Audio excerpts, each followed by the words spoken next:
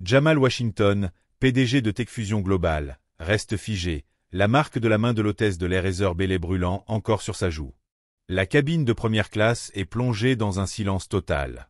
Son téléphone s'illumine de notifications. Des vidéos de la scène circulent déjà en direct avec plus de 10 000 vues. Le vol d'Atlantic Airlines est sur le point de tout changer. Avant de plonger dans cette histoire choquante, dites-moi, d'où regardez-vous cette vidéo aujourd'hui? Écrivez votre localisation dans les commentaires ci-dessous. Si ce genre de drame inspiré du réel vous intéresse, appuyez sur le bouton like et abonnez-vous pour ne rien rater de ces récits qui exposent les dures réalités que beaucoup vivent encore chaque jour. Découvrons maintenant comment un seul moment de discrimination a pu entraîner l'effondrement complet d'une compagnie aérienne. Jamal Washington avait bâti Techfusion Global à partir de rien, uniquement grâce à une idée et une détermination sans faille. À 38 ans, il incarnait le rêve américain. Une réussite personnelle forgée par l'intelligence, la persévérance et la vision. Son entreprise, spécialisée dans les solutions innovantes de cybersécurité, venait de conclure un contrat de plusieurs centaines de millions de dollars. La réunion trimestrielle du conseil à San Francisco s'était déroulée avec brio, et il rentrait maintenant chez lui, à Atlanta. Sa compagnie habituelle avait rencontré des problèmes techniques, forçant son assistante à réserver un billet de dernière minute sur Atlantic Airlines, une compagnie qu'il utilisait rarement malgré sa réputation de transporteur majeur. À l'enregistrement en première classe de l'aéroport international de San Francisco, Jamal remarqua un changement subtil dans le ton de l'agent Kurt Reynolds quand celui-ci leva les yeux de son ordinateur. « Carte de membre et pièce d'identité » demanda Kurt, sa voix nettement plus froide qu'avec le passager précédent. Jamal glissa sa carte de membre platine et son permis de conduire. « Bonjour. Je suis en première classe pour Atlanta. » Kurt examina attentivement la pièce d'identité, la retournant plusieurs fois, comparant la photo au visage de Jamal. « Et comment avez-vous obtenu ce statut de membre ?» La question resta suspendue dans l'air. Jamal connaissait trop bien ce type de scepticisme voilé. L'implication étant que son succès ne pouvait être que suspect. « De la même manière que tout le monde, » répondit-il calmement. « En voyageant fréquemment. » Les lèvres de Kurt se pincèrent alors qu'il traitait la carte d'embarquement. « Bien, porte 32A. L'embarquement commence dans 40 minutes. » En s'éloignant, Jamal entendit Kurt accueillir le passager suivant avec chaleur. « Bonjour monsieur, bienvenue de nouveau chez Atlantic Airlines. Comment s'est passé votre séjour golfique à Pebble Beach ?» Dans le salon première classe, Jamal s'installa dans un coin calme pour relire quelques documents avant le vol. Habitué à être l'un des rares visages noirs dans ce type d'espace exclusif, il ne fut pas surpris de sentir quelques regards curieux. Lorsque l'embarquement fut annoncé, il rassembla ses affaires et se dirigea vers la porte. Heather Bailey, hôtesse de l'air avec 15 ans d'expérience, accueillait les passagers à l'entrée de l'avion. Son sourire professionnel se figea presque imperceptiblement quand elle aperçut Jamal. « Carte d'embarquement » dit-elle, tendant la main sans la chaleur qu'elle avait montrée au passager précédent. Jamal lui remit ses documents, qu'elle examina trop longuement avant de le laisser passer avec un regard fuyant. Siège 12A, côté hublot. Alors qu'il rangeait sa mallette, Jamal remarqua un autre steward, Mason Parker, qui aidait un homme d'affaires blanc avec une attention exagérée. « Monsieur Morrison, quel plaisir de vous revoir !» s'exclama Mason. « Une coupe de champagne avant le décollage. »« Vous me connaissez trop bien, » répondit Bradley Morrison, banquier d'investissement dans la cinquantaine. « Et assurez-vous qu'elle soit bien fraîche cette fois. » Quand Jamal s'assit, Mason ne lui adressa qu'un bref signe avant de retourner s'occuper avec empressement de Morrison. L'écart de traitement ne passa pas inaperçu à Sarah Thompson, une cadre marketing assise en face, qui observait la scène avec un regard critique. « Première fois sur Atlantique ?» demanda-t-elle. « La première depuis longtemps, » répondit Jamal. « Je prends d'habitude Méridian. » Sarah acquiesça. « Atlantique a quelques problèmes structurels. J'y reste uniquement pour les itinéraires. » Leurs échanges furent interrompus par une voix provenant du galéi.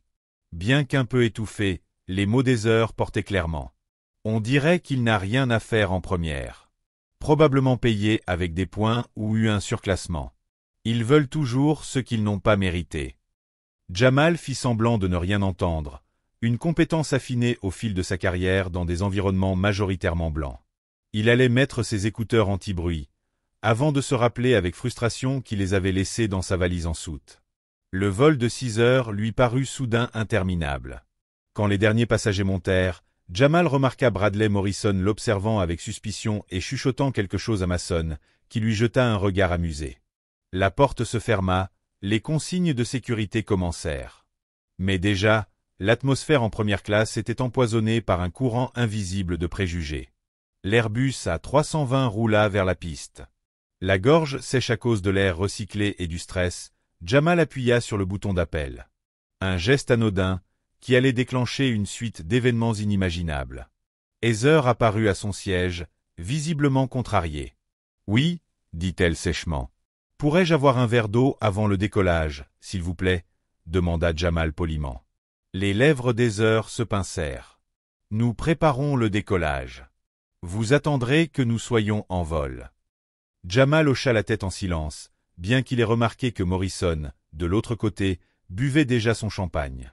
Sarah Thompson venait elle aussi de recevoir une boisson. « Je comprends, » dit Jamal calmement. « J'avais seulement remarqué que d'autres passagers avaient déjà été servis. »« Règlement de la FAA, » l'interrompit Heather avec condescendance. « Je suis sûr que vous pouvez patienter 20 minutes. » Puis elle partit, pour immédiatement aller resservir Morrison avec un grand sourire. « Un autre verre avant le décollage, monsieur Morrison. » Le 2 poids, 2 mesures était si évident que Sarah leva les sourcils de stupeur. Elle croisa le regard de Jamal et lui souffla silencieusement. « Ce n'est pas normal. » L'avion atteignit son altitude de croisière, le signal des ceintures s'éteignit. Jamal attendit le service des boissons, mais remarqua qu'Heather servait chaque passager en première classe, en évitant soigneusement son rang. Après 15 minutes, il appuya de nouveau sur le bouton d'appel.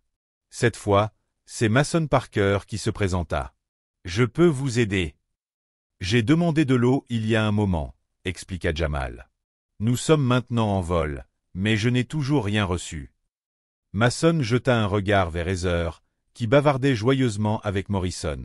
« Je vais m'en occuper pour vous, monsieur, » dit-il. Quelques instants plus tard, Heather s'approcha avec un gobelet en plastique rempli d'eau. Pas le verre en cristal qu'avaient reçu les autres passagers de première classe. Elle le posa brusquement sur la tablette de Jamal, éclaboussant au passage sa manche de chemise. « Votre eau, » lança-t-elle sèchement, déjà tournée vers l'allée. « Excusez-moi, » l'interpella Jamal. « Je crois que vous en avez renversé un peu. » Heather se retourna avec une expression de patience exagérée. « Ce n'est que de l'eau. Ça séchera. » Cette réponse méprisante fut la goutte de trop après une succession de micro-agressions. Jamal se redressa dans son siège. « J'aimerais parler à votre supérieur, s'il vous plaît, » demanda-t-il calmement. « Je suis la chef de cabine de cet avion, » répliqua Heather, la voix légèrement montée. « Alors, je souhaiterais parler au commandant ou à son copilote. » Bradley Morrison intervint depuis l'autre côté de l'allée. Certaines personnes ne savent vraiment pas comment se comporter en première classe. Toujours en train de chercher un traitement spécial. Le commentaire resta suspendu dans l'air comme un nuage toxique.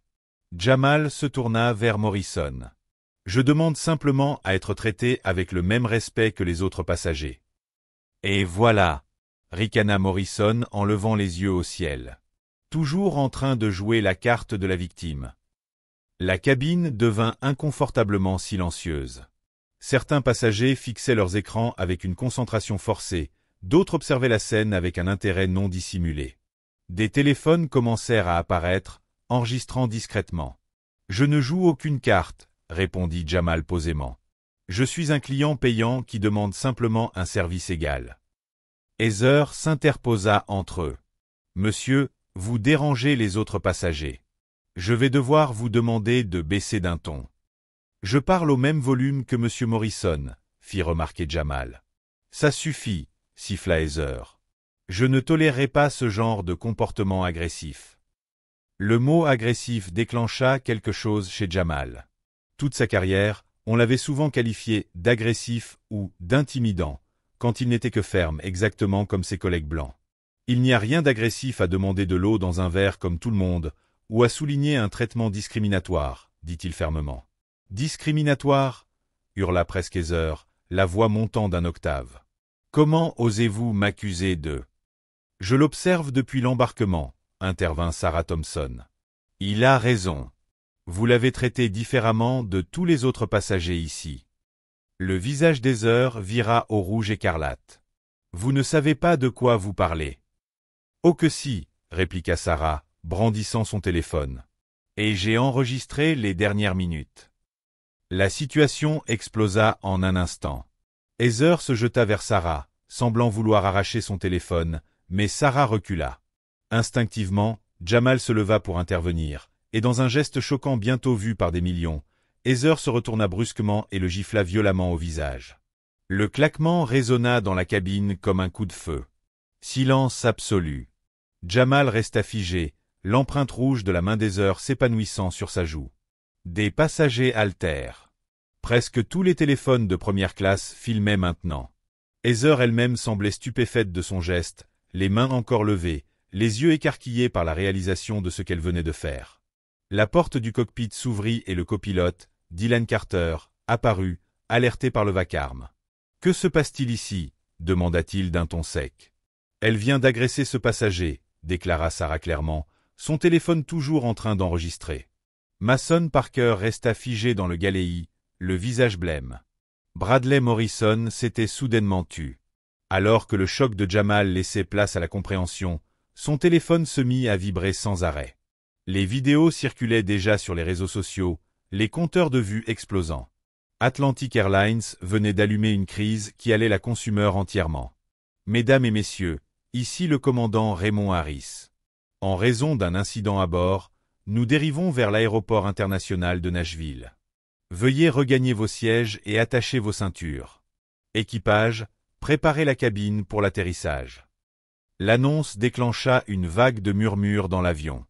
En première classe, la tension était électrique. Heather fut escortée à l'arrière par le copilote, tandis que Mason, tremblant, reprenait le service en cabine avant. Jamal resta immobile, la joue toujours brûlante. Le choc initial avait laissé place à un mélange complexe d'émotions, humiliation, colère froide, instinct professionnel en lutte avec une indignation brute. En tant qu'homme noir ayant navigué toute sa vie dans l'Amérique corporative blanche, il avait développé des stratégies pour affronter le racisme. Mais jamais il n'avait vécu une humiliation aussi publique et violente. Son téléphone vibrait sans répit. Un coup d'œil rapide montra des messages de son équipe dirigeante, qui avait déjà vu les vidéos en ligne. Esha Johnson, sa directrice de communication, lui avait écrit « Jamal, la vidéo est partout.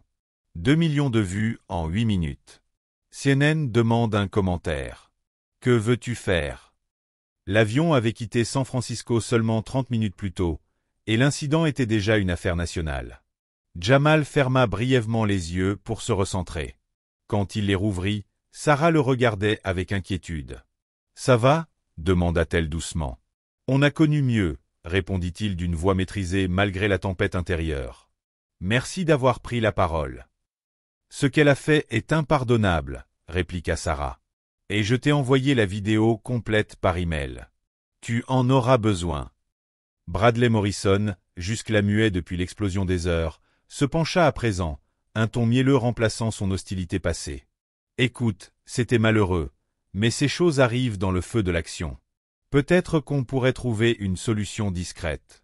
J'ai des contacts au Conseil d'Atlantique. » Jamal le fixa d'un regard si froid que l'homme recula légèrement. « Ces choses n'arrivent pas par hasard, monsieur Morrison. Elles arrivent dans une culture qui les rend possibles. Et non, cela ne sera pas réglé discrètement. » À Dallas, au siège d'Atlantic Airlines, c'était le chaos. Le système de veille des réseaux sociaux avait détecté la vidéo en quelques minutes. Les images circulaient partout sur Twitter, Instagram et TikTok avec des hashtags comme hashtag Atlantic Airlines Assaut et hashtag Flying While Black. L'équipe de communication, débordée, publia un communiqué désastreux. Atlantic Airlines est au courant d'un incident impliquant un passager et un membre d'équipage sur le vol WA 207. Nous enquêtons et donnerons des mises à jour le moment venu. La sécurité et le confort de nos passagers restent notre priorité absolue. Un texte creux, qui ignorait complètement la dimension raciale et l'agression. Résultat, l'indignation explosa. Réaction en ligne. Un passager noir se fait gifler par votre hôtesse et vous appelez ça un incident? Faites mieux. J'ai volé 2 millions de miles avec Atlantic. Je viens d'annuler mon abonnement après avoir vu cette vidéo. Écœurant. Sécurité et confort égal, se faire agresser physiquement pour avoir demandé de l'eau en étant noir. Au 20e étage d'une tour de Dallas, le PDG d'Atlantic Airlines, Walter Freeman, menait une réunion stratégique quand sa chef de cabinet fit irruption, chose inédite en 7 ans. « Walter, nous avons une situation urgente, dit-elle, le visage grave. Nous sommes en pleine séance, Melissa. Monsieur, une de nos hôtesses vient de gifler un passager noir en première classe. C'est le PDG de Techfusion Global. C'est filmé. C'est viral.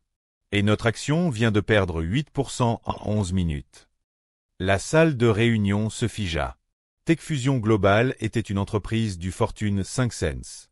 Son PDG, Jamal Washington, était respecté dans toute l'industrie et au-delà, régulièrement en couverture de magazines économiques. « Finissez cette réunion », ordonna Freeman, déjà en train de desserrer sa cravate. « Amenez-moi le service juridique, la communication et les opérations. Tout de suite. » À bord du vol 207, alors que l'avion amorçait sa descente vers Nashville, Jamal prit une décision. Son instinct de dirigeant l'incitait à régler les crises discrètement. Mais cette fois, ce n'était pas qu'une affaire personnelle. C'était une affaire de dignité, pour lui et pour tous les voyageurs noirs humiliés, suspectés ou maltraités depuis des décennies. Il envoya un message à Esha. Pas de commentaires pour l'instant. Fait venir Devon et l'équipe juridique complète à Nashville. Ça se termine aujourd'hui. Quand l'avion atterrit, des caméras de télévision étaient déjà sur place. La police attendait à la porte. Un directeur régional d'Atlantic était venu de Memphis, prêt à proposer à Jamal un chèque et des billets à vie. Il n'avait aucune idée de qui ils affrontaient réellement. Lorsque la porte de l'avion s'ouvrit, Jamal Washington ne s'éclipsa pas discrètement comme il espérait. Il sortit la tête haute, la marque rouge toujours visible sur sa joue, directement sous les projecteurs des caméras qui l'attendaient, prêt pour le chapitre suivant d'une histoire qui mettrait à genoux l'une des plus grandes compagnies aériennes américaines. Pouvez-vous imaginer construire une entreprise à partir de rien, atteindre le sommet du succès pour ensuite vous faire gifler simplement pour avoir demandé un verre d'eau? Auriez-vous réagi différemment de Jamal dans cette situation? Commentez 1. Si vous pensez que Jamal avait raison de tenir bon, ou 2. Si vous croyez qu'il aurait dû agir autrement. Et pendant que vous partagez vos pensées, cliquez sur le bouton « J'aime » et abonnez-vous pour rester informé des histoires qui dénoncent l'injustice dans notre société. Mais voici la question. Que se passe-t-il lorsqu'un PDG puissant décide d'utiliser son influence pour lutter contre la discrimination? Découvrons-le.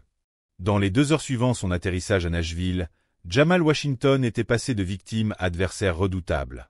Assis dans une salle de conférence privée à l'aéroport, entouré de son équipe de crise réunie à la hâte, il observait la réputation soigneusement construite d'Atlantic Airlines s'effondrer. La vidéo a atteint 27 millions de vues, rapporta Esha Johnson, directrice de la communication de Techfusion, en levant les yeux de sa tablette. Tous les grands réseaux d'information en parlent. #Atlantic Airlines Assaut est le sujet le plus tendance au monde. Jamal hocha la tête, son expression calme malgré la tempête qui faisait rage autour de lui. « Et notre réponse » demanda-t-il. « Rien pour le moment » répondit Esha comme il l'avait demandé. Le silence rendait Atlantic nerveuse. Ils avaient appelé 17 fois au cours de la dernière heure. Devin Morris, avocat principal de Techfusion, étala plusieurs documents sur la table. Il se prépare à vous offrir 8 chiffres pour régler cela immédiatement. Pas d'aveu de faute, accord de confidentialité, tout. Pas intéressé, déclara Jamal sèchement. À travers le pays, Zoé Jackson, influenceuse et amie de longue date de Jamal avec 12 millions d'abonnés, lançait un véritable tsunami numérique. Son premier post, simple mais dévastateur.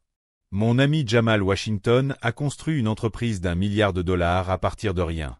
Aujourd'hui, chez Atlantic Airlines, on l'a traité comme s'il n'avait pas sa place en première classe, on lui a refusé de l'eau, puis on l'a giflé lorsqu'il a demandé calmement un traitement égal. Ce n'est pas un incident isolé, c'est un système. #FlyingWhileBlack, #Atlantic Airlines Assaut. Elle ajouta ensuite un fil détaillant d'autres cas de discrimination dans l'industrie aérienne, en identifiant les grandes entreprises partenaires d'Atlantic Airlines. Dans l'heure, les réactions des entreprises commencèrent. Global Tech Industries, Nous sommes profondément choqués par l'incident impliquant M. Washington et examinons nos politiques de voyage avec Atlantic Airlines. Worldwide Hotel. La discrimination n'a pas sa place dans notre société.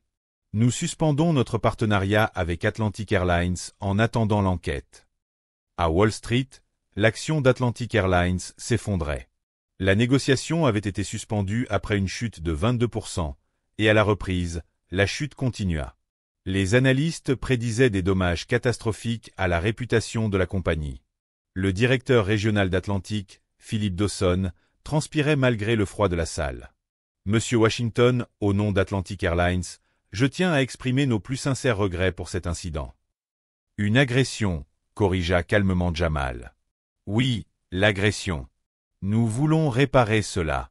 Nous sommes prêts à vous offrir une compensation substantielle et à assurer que l'hôtesse impliquée sera immédiatement licenciée. Heather Bailey, dit Jamal, faisant cligner Dawson de surprise. Elle a déjà eu des problèmes dans votre compagnie, non? La question fit pâlir Dawson lorsqu'il réalisa que Jamal savait son nom. Je ne suis pas sûr de comprendre, répondit-il prudemment. Jamal fit glisser son téléphone sur la table, montrant un courriel reçu quelques minutes plus tôt d'un employé anonyme d'Atlantic Airlines. 3 plaintes officielles au cours des 2 dernières années, toutes de passagers de couleur, toutes rejetées sans enquête. Pouvez-vous expliquer cela? Le sang se retira du visage de Dawson. Je n'étais pas au courant. Atlantic Airlines a un problème systémique, monsieur Dawson, continua Jamal, sa voix calme mais ferme. Et je ne suis pas intéressé par l'argent du silence ni par le bouc émissaire. Je veux des comptes. Je veux du changement. Alors que Dawson cherchait ses mots, Jamal reçut un SMS d'un numéro inconnu. Monsieur Washington, ici Terence Wilson, PDG de Meridian Airways. Ce qui vous est arrivé est inacceptable. Quand vous serez prêt à discuter de la manière dont nous pouvons aider, appelez-moi directement. Les rapports de force changeaient rapidement. Pendant des années, les entreprises avaient utilisé leur taille et leurs ressources pour faire taire les victimes de discrimination. Mais elles n'avaient jamais affronté quelqu'un comme Jamal, alliant ressources, influence et intégrité morale. Pendant ce temps, la crise d'Atlantic s'aggravait. Leur déclaration initiale avait provoqué un effet inverse, et la suivante ne faisait guère mieux. Atlantic Airlines a suspendu l'hôtesse impliquée dans l'incident d'aujourd'hui dans l'attente de l'enquête. Nous avons contacté le passager pour régler la situation. Atlantic Airlines ne tolère aucune discrimination. Le public n'était pas convaincu. Les commentaires affluaient, vous l'avez seulement suspendu. Elle a agressé un passager devant les caméras. Si une hôtesse noire avait giflé un PDG blanc, elle serait déjà en prison. Trop peu, trop tard. Je réserverai chez vos concurrents désormais. À l'aéroport de Nashville, l'équipage du vol 207 était interrogé par la direction. Une division claire émergeait. Certains défendaient Heather, affirmant que Jamal avait été intimidant, tandis que d'autres étaient horrifiés par ce qui s'était passé. Mason Parker restait seul dans un coin, luttant avec sa conscience. Il avait été témoin non seulement de l'incident d'aujourd'hui, mais aussi de nombreuses années de comportements similaires. Sa carrière, sa retraite, sa vie professionnelle étaient désormais suspendues à ce qu'il choisirait de faire ensuite. Alors que la soirée tombait, Jamal quitta enfin l'aéroport, refusant les offres d'Atlantic pour un hébergement ou un transport. Dans sa voiture, il passa un seul appel. « Esha, c'est le moment. Publiez notre communiqué. » Quelques minutes plus tard, TechFusion Global émit sa première et unique déclaration sur l'incident. Aujourd'hui, j'ai été confronté directement à la discrimination que de nombreux voyageurs subissent quotidiennement. Ce qui m'est arrivé sur Atlantic Airlines n'est pas un incident isolé, mais le résultat de problèmes systémiques ignorés depuis trop longtemps. Je n'accepterai aucun règlement financier. Je vais utiliser ma plateforme et mes ressources pour assurer responsabilité et changement durable. Il ne s'agit pas d'un vol ou d'une compagnie aérienne, mais de démanteler les structures qui permettent le racisme dans le monde corporatif américain. Le communiqué, signé personnellement par Jamal, fut partagé plus de 2 millions de fois dans la première heure. À minuit, la valeur marchande d'Atlantic Airlines avait chuté de près de 2 milliards de dollars. Mais pour Jamal Washington, ce n'était que le début. Le lendemain matin, tandis que l'Amérique entière digérait encore la vidéo virale de la gifle, Jamal examinait un fichier confidentiel apparu dans sa boîte mail cryptée après minuit. L'expéditeur, identifié seulement comme « Conscience » chez Atlantic, avait transmis des documents internes explosifs révélant un schéma de plainte pour discrimination contre la compagnie sur plusieurs années. « C'est pire que je ne pensais », murmura Jamal en faisant défiler cas après cas de passagers de couleur signalant des mauvais traitements, suivi d'enquêtes bâclées disculpant systématiquement le personnel. Esha Johnson se pencha sur son épaule. « C'est vérifié. Mon équipe de sécurité a confirmé les métadonnées. Ces fichiers internes sont authentiques, répondit Jamal. Et il y a un nom qui revient sans cesse, Gregory Phillips, directeur des RH. À ce moment, le téléphone de Jamal sonna avec un numéro inconnu. Il répondit avec prudence. « Monsieur Washington, je m'appelle Alicia Rodriguez. Je suis hôtesse de l'air chez Atlantic Airlines et c'est moi qui vous ai envoyé ces fichiers. Ce qui vous est arrivé se produit tout le temps. La plupart des victimes n'ont pas vos moyens pour se défendre. J'ai documenté la discrimination pendant des années, mais personne ne voulait écouter. Je vous écoute maintenant, assura Jamal.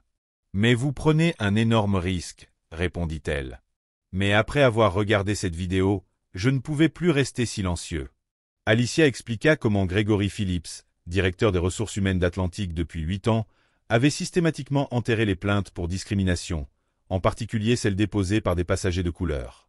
Le processus était calculé, reconnaissance initiale de la plainte, promesse d'une enquête approfondie, suivie par un silence progressif et un rejet final pour preuve insuffisante ou récit contradictoire. Ce n'est pas seulement Phillips, continua Alicia, ça va plus haut. Il y a une politique officieuse qu'ils appellent l'optimisation des profils de passagers. En pratique, c'est un plan pour traiter certains passagers différemment selon leur valeur perçue pour la compagnie aérienne. Et comment cette valeur est-elle déterminée ? Demanda Jamal, bien qu'il suspectait déjà la réponse. Ce n'est jamais explicitement indiqué, mais en pratique, la race, l'apparence, la richesse perçue. On nous forme à identifier les passagers premium et ceux nécessitant plus de services. Devinez dans quelle catégorie tombent la plupart des voyageurs noirs. Alors qu'Alicia continuait à partager les détails, Devon Morris préparait déjà la documentation juridique. Ce n'était pas seulement une question d'une hôtesse ayant perdu son sang-froid, il s'agissait d'une discrimination institutionnalisée déguisée en protocole de service client. Pendant ce temps, au siège d'Atlantic Airlines, la crise avait empiré pendant la nuit. L'action de la compagnie avait encore chuté de 15% à l'ouverture des marchés. Les partenaires commerciaux prenaient publiquement leur distance. Des milliers de passagers annulaient leurs réservations et exigeaient des remboursements. Walter Freeman avait à peine dormi, sa présence habituellement imposante diminuée par l'épuisement et le stress. « Où en sommes-nous légalement » demanda-t-il à l'équipe rassemblée dans son bureau. Le chef du service juridique avait l'air sombre. « C'est mauvais. Très mauvais. Nous avons reçu notification que Washington ne se limite pas à une poursuite personnelle. Il prépare une action collective. Et il y a des rumeurs sur un lanceur d'alerte. » Freeman frappa du poing sur le bureau. « Trouvez la fuite. Je veux que quiconque partage des documents internes soit identifié et licencié immédiatement. » Ce que Freeman ignorait, c'est qu'il n'y avait pas qu'un seul lanceur d'alerte. Le courage d'Alicia Rodriguez avait inspiré d'autres employés. À travers la compagnie, ceux qui avaient été témoins ou complices de discrimination commençaient à remettre en question leur rôle dans le système. La révélation la plus accablante survint à midi lorsque le Washington Post publia un article explosif intitulé The Atlantic Airlines Playbook, discrimination institutionnalisée à 30 000 pieds. L'article présentait des interviews d'anciens employés détaillant comment les directives de l'entreprise contenaient des politiques racistes codées sur les passagers méritant un traitement premium. Une section particulièrement compromettante révélait le lien entre Gregory Phillips et Bradley Morrison, frères de fraternité qui avaient travaillé ensemble pour que les plaintes pour discrimination n'aboutissent jamais, surtout lorsqu'elles concernaient des clients à forte valeur ou des actionnaires. L'article dévoilait également la stratégie de règlement d'Atlantic, une approche calculée pour faire taire les plaintes avec des accords de confidentialité et des compensations financières calibrées selon le statut économique du plaignant et son potentiel à créer une publicité négative. Alors que Jamal lisait l'article dans son bureau d'Atlanta, rentré chez lui ce matin-là, il reçut un autre appel, cette fois de Terence Wilson, PDG de Meridian Airways. « Jamal, j'ai suivi cela de près, » dit Wilson après les présentations. « Ce qu'Atlantic vous a fait est inacceptable, mais malheureusement pas surprenant. Leur culture d'entreprise est toxique depuis des années. »« Je vois, » répondit Jamal. Je veux que vous sachiez que Meridian vous soutient. Nous avons aussi nos défis en matière de diversité et inclusion, mais nous nous engageons à faire mieux et souhaitons soutenir vos efforts autant que possible. Cette conversation marqua un nouveau tournant dans les rapports de force. Les concurrents, autrefois réticents à critiquer publiquement Atlantic, se positionnaient désormais comme alliés dans la lutte contre la discrimination. En fin d'après-midi, l'histoire prit un nouveau tournant lorsqu'un groupe se faisant appeler « Ancien employé d'Atlantic pour la responsabilité » annonça la formation d'une coalition pour témoigner sur les pratiques discriminatoires qu'ils avaient observées ou étaient contraints de mettre en œuvre. Leur déclaration était claire. Trop longtemps, nous avons fait partie d'un système qui valorisait certains passagers au détriment d'autres, selon la race et le statut perçu. Certains d'entre nous ont suivi des ordres que nous savions injustes. Certains sont restés silencieux alors qu'ils auraient dû parler. Aujourd'hui, nous choisissons la responsabilité. Alors que Jamal observait ces développements, il prit une décision cruciale. Ce n'était plus seulement une affaire personnelle. Il allait utiliser sa plateforme pour exposer et démanteler un système qui avait nui à d'innombrables voyageurs dépourvus de ses ressources et de sa visibilité. Il appela Devin Morris. « Je veux aller au-delà d'une action collective.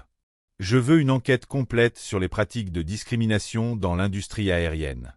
Contactez nos connexions au Congrès. Il faut une audience publique. » Ce soir-là, tandis que Gregory Phillips était escorté hors du siège d'Atlantic, ses emails personnels révélant des instructions directes pour rejeter les plaintes de discrimination raciale, Jamal s'adressa à son équipe exécutive de TechFusion Global. Ce qui s'est passé hier a été traumatisant, mais c'est aussi une opportunité de provoquer un changement significatif. Il ne s'agit pas seulement d'une compagnie aérienne ou d'un incident isolé. Il s'agit de défier les systèmes qui permettent à la discrimination de prospérer dans le monde corporatif américain. Son équipe, diverse par conception et conviction, hocha la tête en signe de compréhension. Ce n'était pas la première bataille qu'ils menaient ensemble, mais cela pourrait bien être la plus importante. À la tombée de la nuit, Atlantic Airlines publia un nouveau communiqué, nettement différent de ses précédentes communications. Atlantic Airlines reconnaît les graves allégations concernant les pratiques discriminatoires au sein de notre organisation. Nous avons placé Gregory Phillips, directeur des ressources humaines, en congé administratif dans l'attente d'une enquête. Nous nous engageons à aborder ces problèmes de manière transparente et à mettre en œuvre des changements significatifs dans nos politiques, notre formation et notre culture d'entreprise. Trop peu, trop tard. Le barrage avait cédé et des décennies de discrimination refoulée se déversaient dans le domaine public. Ce qui avait commencé comme un incident choquant lors d'un vol de routine révélait, pourri jusqu'au cœur, l'une des plus grandes compagnies aériennes américaines, et peut-être l'industrie dans son ensemble. Jamal Washington, qui avait bâti sa carrière en transformant les défis en opportunités de croissance, ne faisait que commencer. 3 jours après la gifle qui avait déclenché la crise, Atlantic Airlines passa de la gestion des dommages à la contre-offensive. Leur stratégie était aussi ancienne que le pouvoir lui-même. Lorsqu'on ne peut pas défendre ses actions, on attaque le caractère de l'accusateur.